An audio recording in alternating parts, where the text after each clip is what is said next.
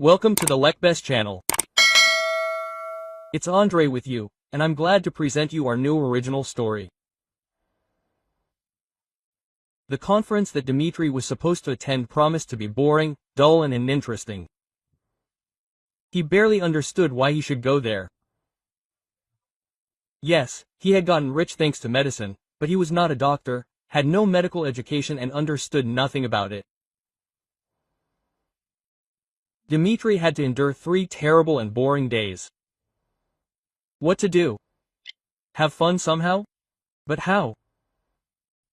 In everything related to medicine, Dmitry was helped by his wife Inka at his work. She had a medical education, and once she even worked as a nurse somewhere for a couple of years. But all the documents and the right to sign everything were in Dmitry's name. In essence, he was a nominal director, that is, a person in whose name everything was only registered. But he himself does nothing, does not decide, but simply signs where he is shown. However, he had to be present in person several times a year, at conferences of this kind, where the results of the year were summed up, also at the Christmas corporate party and at a couple of forums. That was all that was required of Dmitry for the entire year. Inga was in charge of everything else. Well, I can't say I could take Inga with me to a conference. You know the saying? You don't go to Tula with your own samovar. 3 days in the resort town of Sochi. What kind of wife could there be there? Besides, Inga was busy. She had some kind of deal in mind there. So she definitely had no time for some kind of medical achievements, new cancer drugs or anything else. Inga was an ambitious and greedy woman.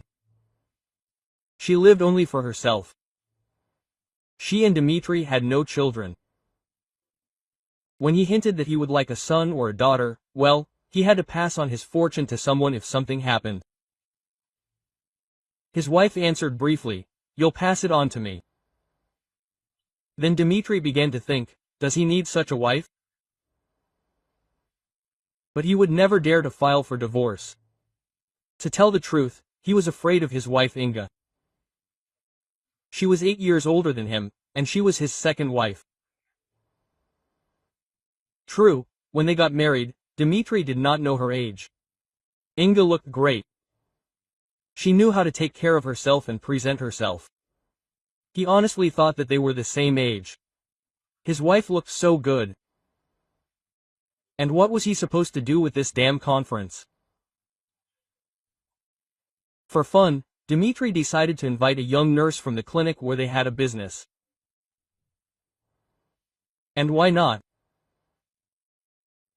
There is a golden rule: do not, where you eat, and do not have affairs where you work. But Dmitry did not know this rule or did not want to know it, or maybe he just forgot about it. And he was not going to start an affair. Well, he liked Claudia, what can you do now?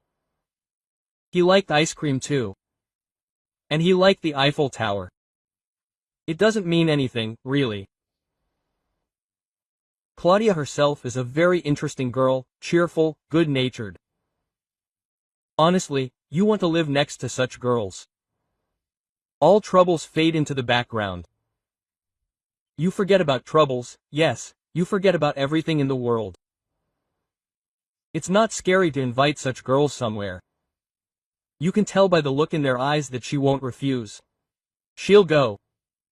It doesn't matter where, to the cinema, to football, to a cafe or to a conference. You know, they say about such girls, she's for any fuss except a hunger strike. Dmitry didn't count on anything. He didn't need this romance or affair. He just wanted to have a good time and find at least a little reason to have fun. Well, and besides, she's a nurse after all. Maybe she'll learn something new for herself. Yes, yes. Nurses are cleaners. Dmitry knew that. And in order for her to learn something for herself, she had to be taken to a conference on mops. It was just Dmitry making up such an excuse for himself in case of a nuclear explosion. Or in case Inga found out. And that would be the same as a nuclear explosion. Maybe even worse. They even went by different means of transport. He flew by plane, she went by train. Well, who knows where the nurses go? Where she might need to go. Why not Sochi? Sochi is big. Maybe she decided to relax. Or maybe she just wanted to swim in the sea. Oh, stop making up all sorts of excuses. You shouldn't have invited her if you're so afraid, Dmitri told himself. In fact, he wasn't even afraid for himself. Inga would have simply incinerated the poor thing, and not even with her gaze, but with the power of her thought. And now to look at all these people. It was beyond Inga's dignity. The conference began with an introductory banquet. The ladies were in evening gowns, the men in tuxedos, the footmen in liveries. Although sometimes it was quite difficult for an ignorant person to distinguish a livery from a tuxedo, and one could confuse a footman with a conference participant. Dmitri was ignorant. He embarrassed himself twice. The first time, when he asked the chairman to bring him champagne instead of a footman, and the second time he took a glass straight from the hands of another participant, thinking that he was a footman. Claudia came out in an ordinary black cocktail dress. This is usually called a little black dress. Even at the party they appeared separately. They had rooms on different floors of the hotel. But who was it with her? A child, a girl of about 7. I had no one to leave my daughter with, Claudia said shyly. Yes, to be honest, I really wanted to show her Sochi. When else would she see where the Olympics were held? She was born that year. And only Dmitri had time to think about when Claudia had given birth to her. After all, she herself looked no more than 20. How the girl herself clarified everything. Raising her huge blue eyes on her small round face, framed by light curls, she said, I'm adopted. Another mother gave birth to me, and this one took me from the orphanage. There's no need to tell everyone about it, Claudia said. And Dmitri stood and looked at the child, as if he was being warmed by a dusty bag from around the corner.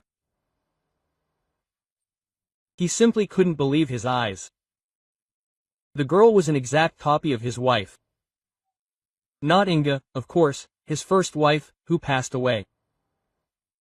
It happened exactly 7 years ago, in 2014. Zana was taken to the maternity hospital by ambulance. Dmitri never saw her again. Neither her nor the child. They didn't even show him the baby, they said he was stillborn. That's it, in an instant, he lost everything. Love, hope, faith in the future. He never found out what happened there. How could this happen? Zhanachka was completely healthy. The child was fine. The pregnancy was proceeding okay. He was advised to go to court. But where could he get the strength for the court? And one could think that this would bring back his wife and child. Zana was a very beautiful woman, simple, cheerful, with unpretentious taste. She did not like to dress pretentiously, she loved to cook and tidy up. It seemed that she even liked to wash. She was always in a good mood when she hung out the laundry, humming some songs. That's why he loved her. For her kind nature, cheerful, easygoing character, and for her beauty, of course. Zana was beautiful. Curly light hair curled in small ringlets all over her head. You know, such tiny ones, as if she slept on a leash all night. She took them off later, but did not comb her hair. Such hair is a great rarity. It is rare to find it in Europeans, especially with blue eyes. Zana's eyes were simply space. Such a blue color was nowhere to be found. They seemed to glow from within.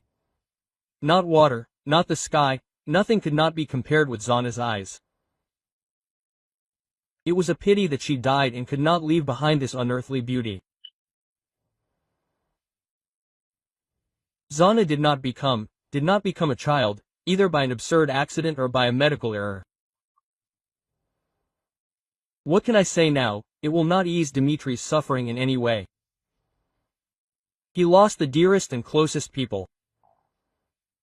It seemed that life then simply stopped, turned upside down, or all of this at once. And now those same eyes were looking at him. The same hair was fluttering in the wind. How could this be? Dimitri knew that Zana had no relatives, no sisters, no brothers. Where could this angelic beauty of a child come from? Dima, what's wrong with you? Claudia asked. He could not hide his surprise at the sight of the girl. Dimitri stood and continued to goggle at the child.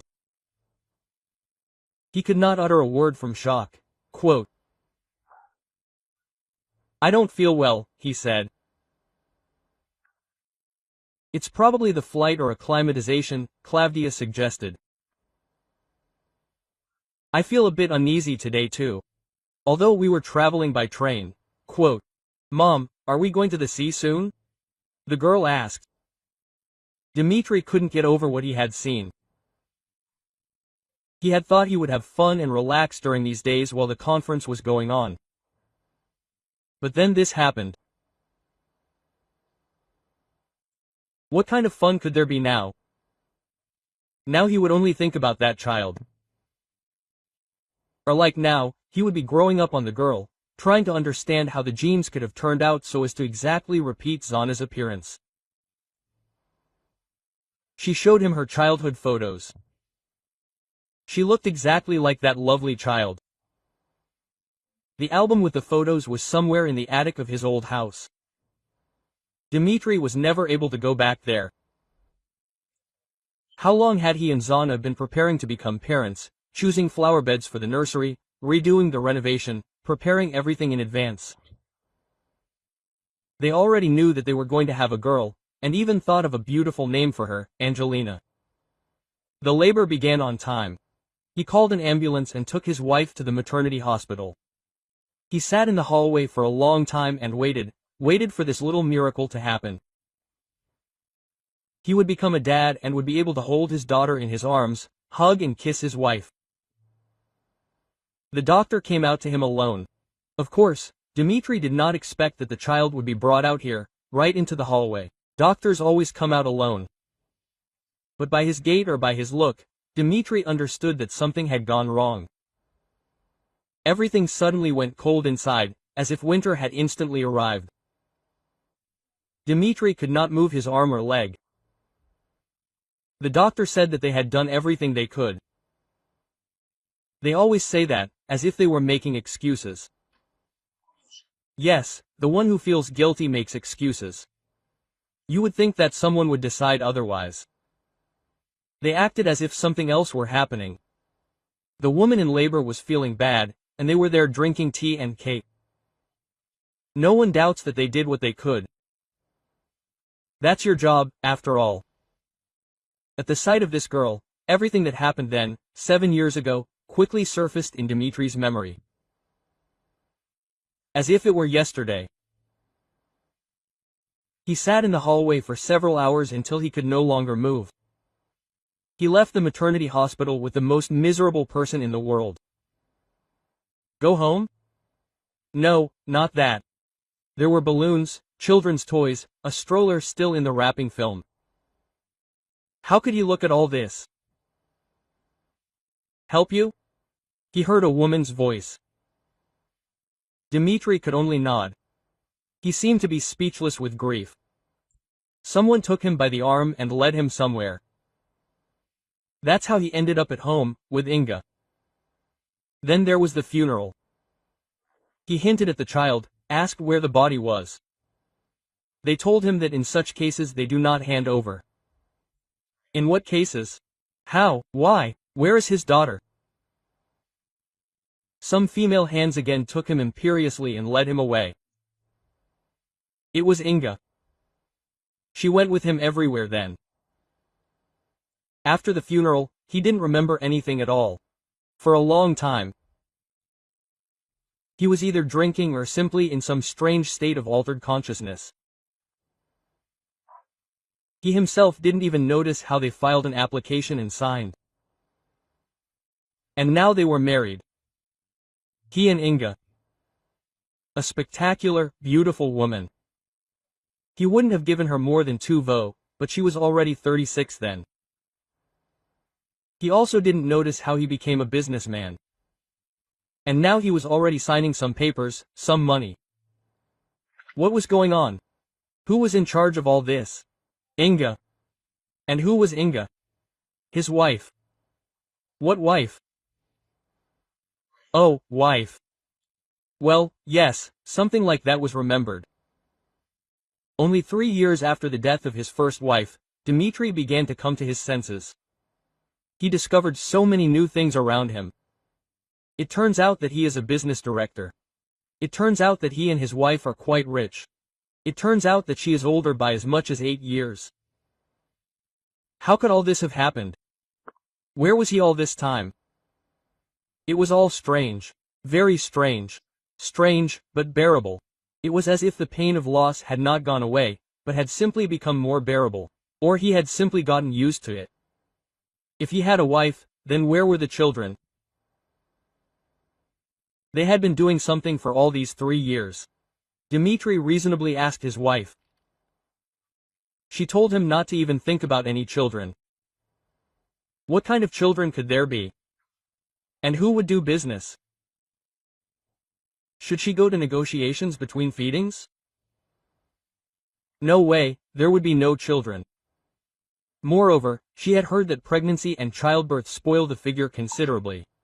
She was not ready to make such sacrifices. That was how they lived, in fact, burning through life. Dmitri never went to the house where he and Zana lived anymore. He did not even know what had happened to it. Maybe Inga had sold it, maybe not. Maybe it had already been torn down. They said that that area of the city with private houses was going to be torn down. Dmitri did not know, and did not want to know. It was as if a completely different life, as if everything was not with him, as if in an old movie, the title of which is forgotten, the names of the heroes and the surnames of the actors are forgotten. Dmitri simply lived, simply went with the flow, and it carried somewhere. And suddenly, like a bolt from the blue, this child. Quote, "Where did you get this girl?" Dmitri asked the next day, when he came to his senses. He could not just leave the conference, so he had to pull himself together. Dmitri, what kind of questions? In the same place where other women and men who have problems get their children, answered Claudia. And you have problems? You can't tell from the outside. Well, this is already disgraceful, to say the least. Sorry, I did not mean to offend you. Do you understand? I am not an expert in such matters. Yes, tact is not my strong point either. Dmitri tried to apologize. He was so clumsy at this that Clava was simply curious to watch. What will happen next? What else will this strange man come up with? Why did she go to this conference anyway? What was she supposed to do here? What was she counting on? She knew he was married. A simple affair. Why did she need all this? She wanted to hook a rich man. No, that's not it, she's not one of those. And anyway, Claudia is not really into men. Don't get me wrong, not in that sense. She's just been unlucky in this matter. A long time ago, back in school, she liked a boy.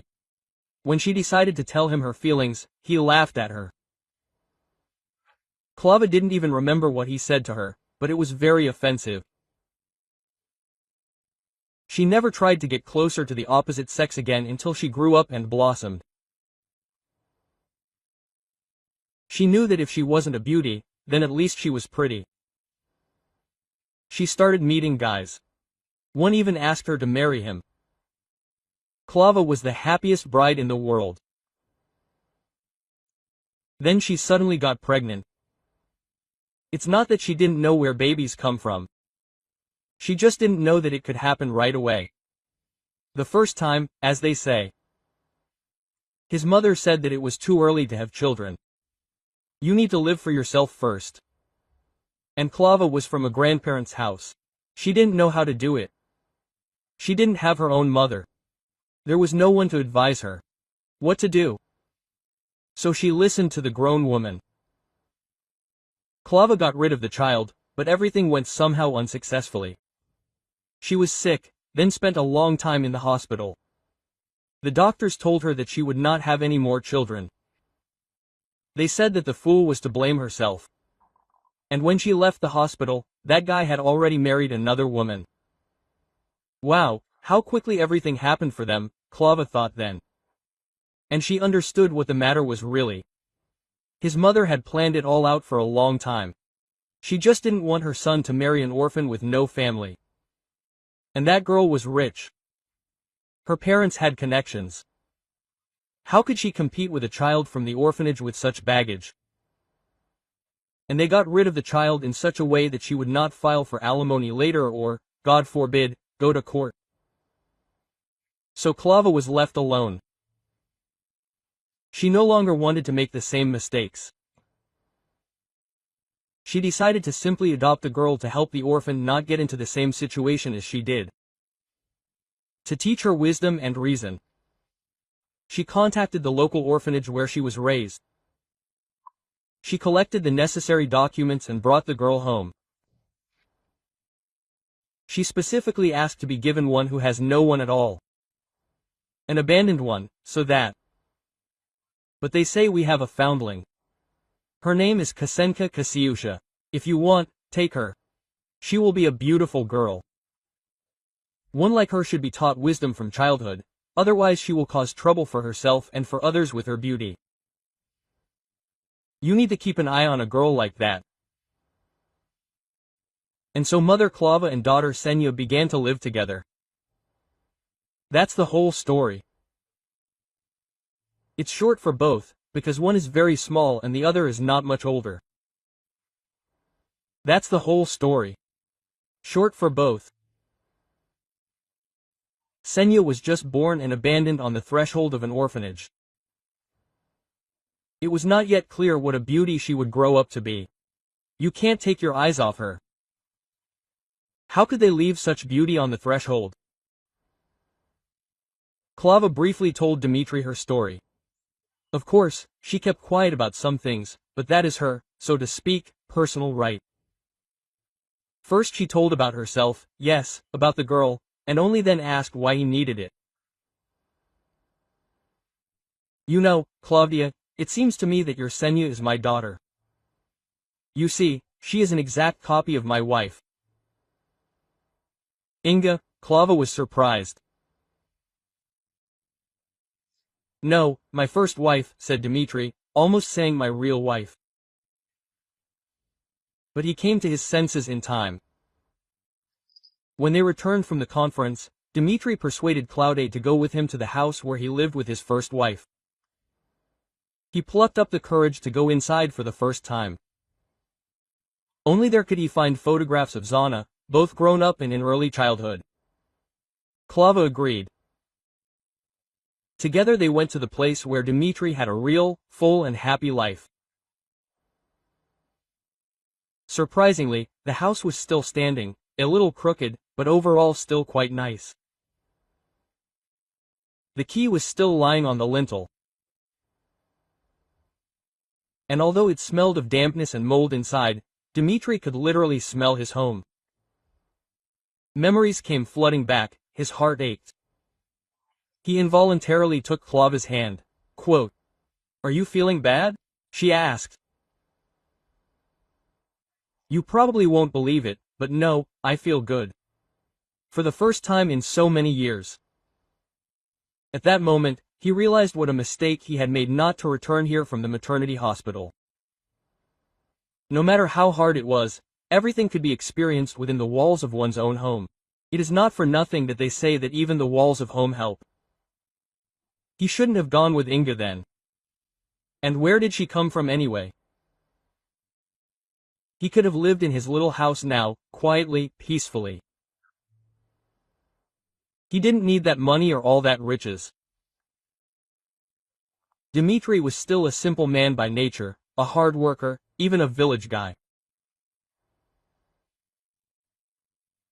He would have somehow survived, somehow dealt with his grief, maybe even married her, but only later. Yes, maybe he would have married a girl like Klava. Maybe even with a child. Not right away, of course. Later, when the grief would have subsided, the pain would have dulled, but Inga had taken him into her clutches like a hen. And he couldn't resist at all because of the mental pain. That's how you should take men into your clutches, like Inga with her friend at home, right warm. And now Dmitri was sitting in his own home and understood that he didn't want to go anywhere. No matter how much grief he had experienced, this was the closest and dearest place. But he didn't have to sit around for long. Inga immediately reminded him of herself, called, asked what he was doing, where he had disappeared to. He and Claudia had to pack up quickly. They found the photos pretty quickly. As Dmitri thought, his wife's album was in the attic. When Klava saw Zana's photos, she grabbed her head. Such a resemblance couldn't just be a coincidence. DNA tests had to be done to make sure whether such a coincidence was possible or not. Zana had been dead for 7 years. It would have been quite problematic to do a test with her, and it wasn't necessary. If Senya turns out to be his daughter, then without a doubt, she is Zana's daughter. Klava, as Senya's guardian, gave her consent, and she and Dmitri both took the tests. Why wait? The results were not long in coming.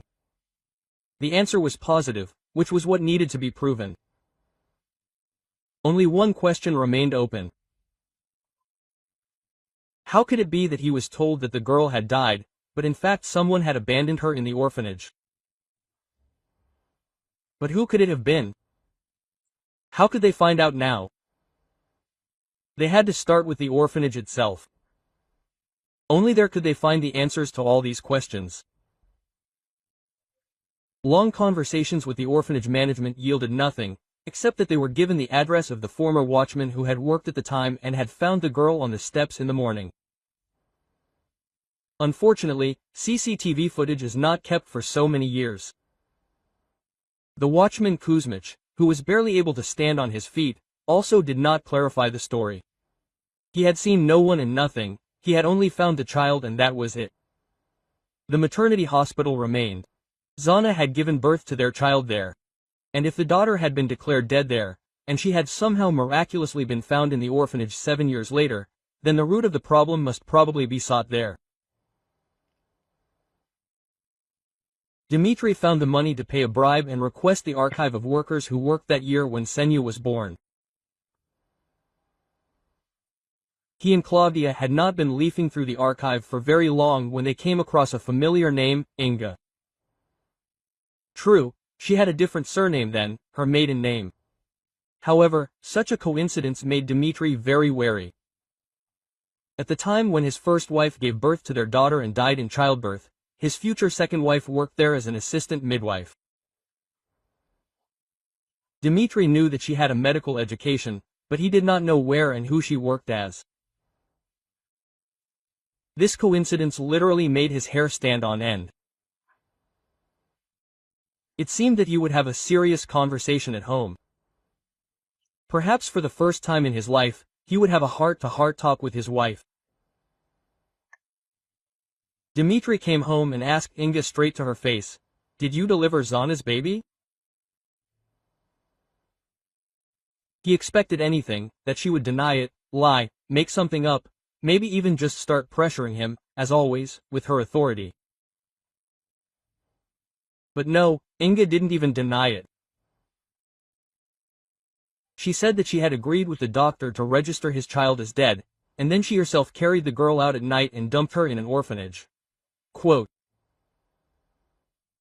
"Why, tell me, for God's sake, why?" Dmitri almost shouted at Inga. I just didn't want any children, Inga shouted back. You didn't want to, and what does it have to do with me? Dmitri didn't understand. She was my daughter. She was the only thing I had left after Zana. Who are you? How dare you take my child away from me? I just fell in love with you. Haven't you realized that yet? Inga started crying. How could you fall in love with me if we didn't even know each other then? You didn't know me? And I was hanging my head, Inga answered.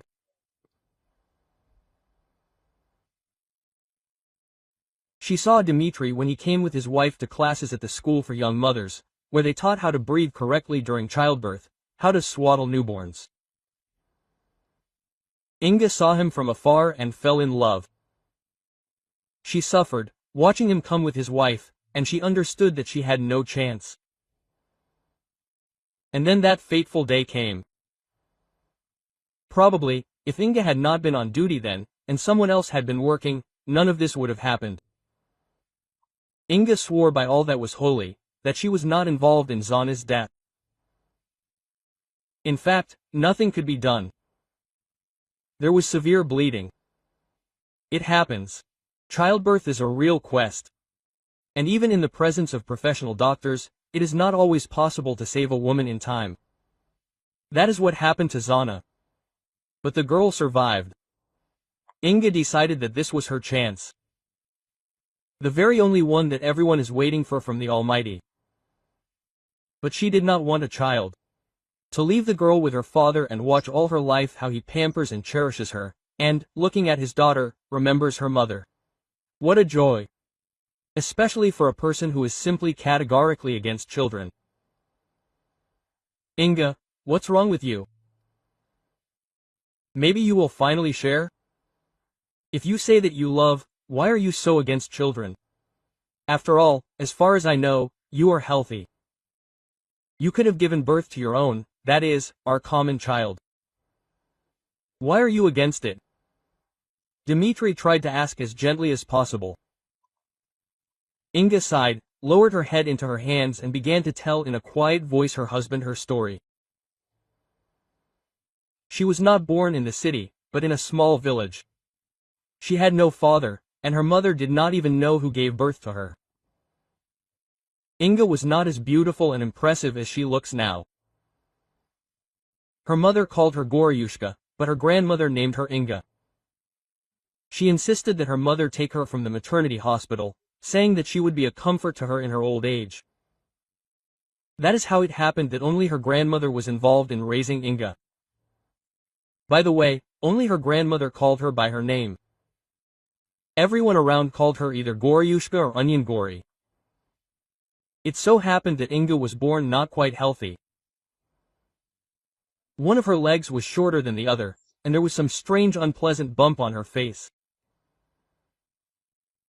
Soon her grandmother passed away, and the girl at the age of 8 was left alone with her problems and troubles. But Inga was not discouraged. She tried to see the good in everything, as her grandmother taught her. When the kids teased her, she only smiled at them.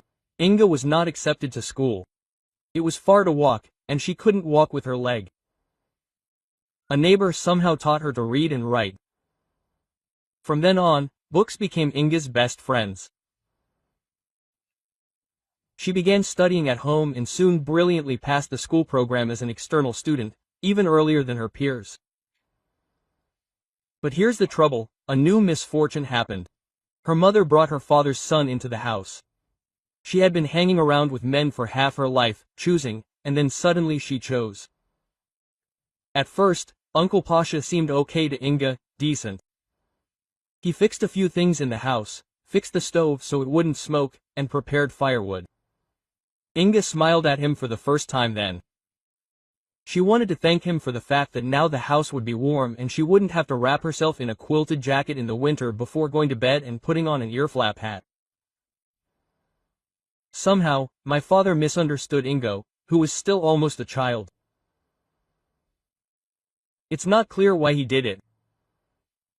At first it was not clear, but then, when she was 16, her mother died.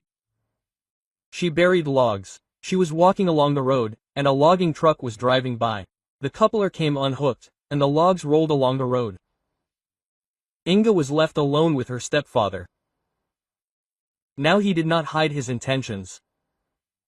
At 18, she became pregnant. More than anything, Inga was afraid that the child would be born, like her, defective. And she did not have much love for this child. From the very beginning, she decided that as soon as she gave birth, she would leave this baby with her father, and she herself would go somewhere as far away as possible and start a new life. However, fate gave her a chance to arrange everything without any departures. In the winter, on New Year's Eve, her father, having drunk heavily, froze in a snowdrift. He did not make it home by 50 meters. What should Singa do? Among her stepfather's things, she found a bag with money. Either he stole it somewhere, or found it. Or maybe he just saved up all his life. Now it will no longer be possible to find out. God himself sent Inga everything she needed to be happy. It is not for nothing that they say, God will give her a bunny, and he will give her a lawn. But apparently even God himself could not imagine what Inga's idea of happiness was. It would seem, what do you need? A child, a bag full of money, a house, a vegetable garden, live for yourself. But Inga wanted more.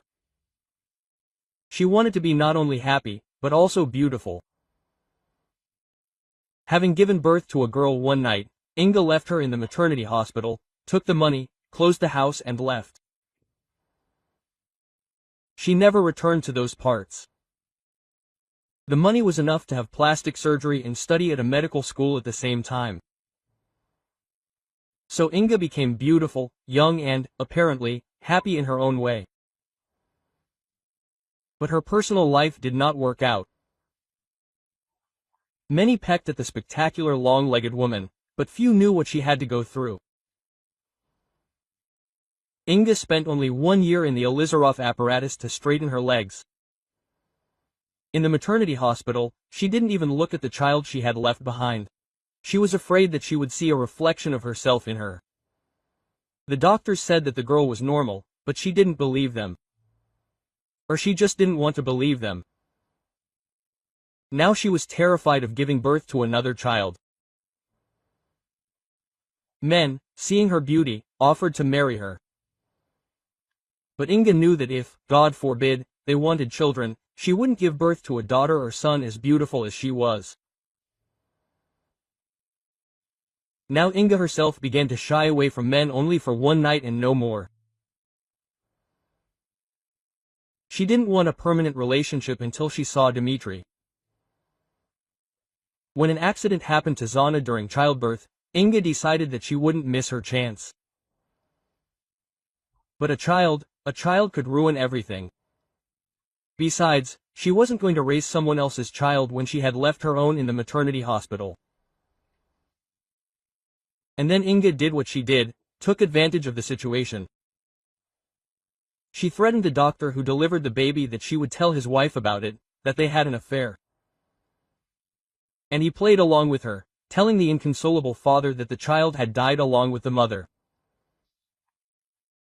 Inga only had to wait for Dmitri to come out onto the porch of the maternity hospital and take him into her hands, which is what actually happened. That's how Dmitri ended up in Inga's trap and became her husband. She invested the money she had saved in a medical business, and so that Dmitri, who had recovered from the loss, would not leave her, she tied him hand and foot with this business. That's how Dmitri became a hostage to his own carelessness.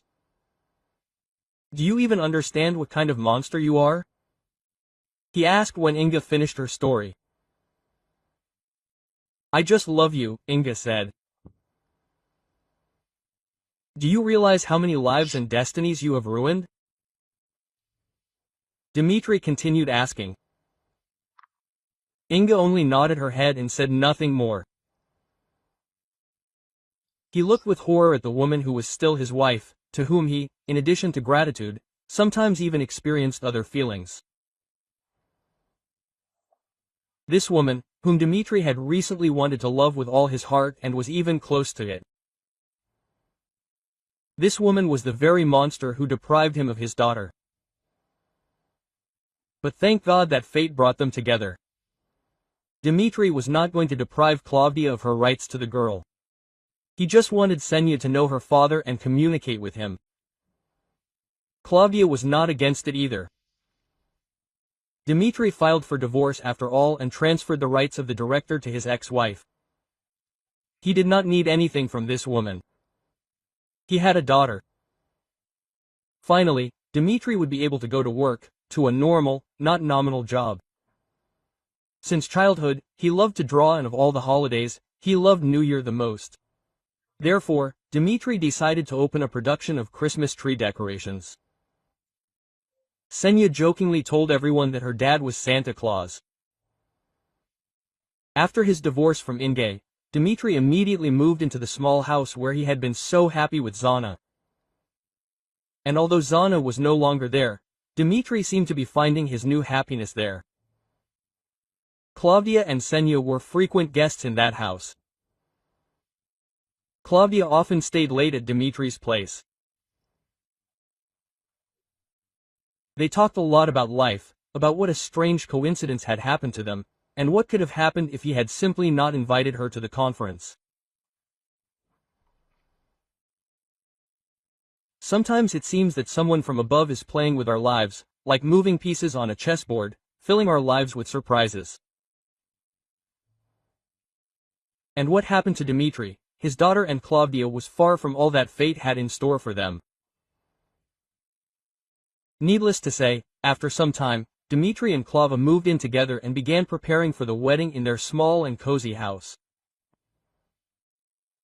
One day, Dmitri suggested that Klava find her parents so that she would have the opportunity to forgive them and invite them to the wedding. Klava often said that, on the one hand, she understood Inga and even pitied her. Fate had been cruel to her. She had been crippled since childhood. Perhaps, she simply should not be condemned. That is why Dmitri suggested that she take up the search. After the divorce, Inga sold her business and transferred the money to orphanages in the region. However, the experience left its mark on the woman. Her psyche could not withstand the stress, and Inga was placed in a psychiatric clinic. Children began to come to her, crowding around her bed, surrounding her, stretching out their hands to her and saying, "Mom." It is clear that only she saw these children. The long, persistent search for at least Klavdia's mother was finally crowned with success. How many requests they and Dmitri sent and where they could not. There was nothing. There was nothing similar anywhere. And then one day an envelope from the archive came to them. It contained the name of Klavdia's mother. His father was not there. He remained unknown. And the mother was none other than Inga. Klavdia was the same girl she left in the maternity hospital.